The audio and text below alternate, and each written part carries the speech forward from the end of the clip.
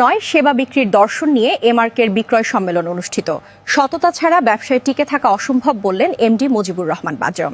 গাজীপুরে পশুখাদ্য উৎপাদনকারী প্রতিষ্ঠান এমআরকে ম্যানুফ্যাকচারার ইন্ডাস্ট্রিজ লিমিটেডের চতুর্থ বার্ষিক বিক্রয় ও বিপণন সম্মেলন অনুষ্ঠিত হয়েছে। শুক্রবার সকালে গাজীপুর সিটি কর্পোরেশনের টেকনকপাড়া এলাকার একটি অভিজাত রেস্টুরেন্টে আয়োজিত এই সম্মেলনে প্রধান অতিথির বক্তব্য রাখেন প্রতিষ্ঠানটির ব্যবস্থাপনা পরিচালক মুজিবুর রহমান খোকন।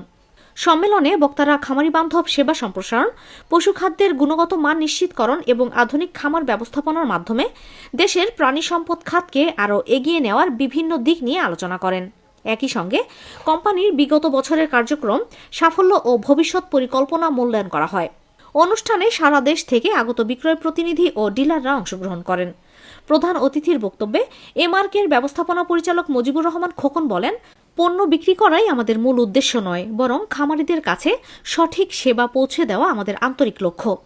সেবার মান নিশ্চিত করতে আমি দীর্ঘ অভিজ্ঞতা ও গবেষণার আলোকে একটি বই লিখেছি।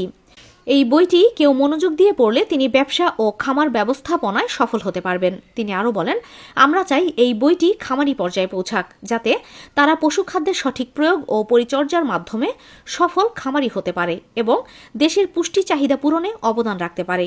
সফলতার মূল চাবিকাঠি হিসেবে সততা, নিষ্ঠা ও আন্তরিকতার উপর গুরুত্বারোপ করে তিনি বলেন, আমার কোম্পানিকে আলাদা করে কিছু দেওয়ার প্রয়োজন নেই।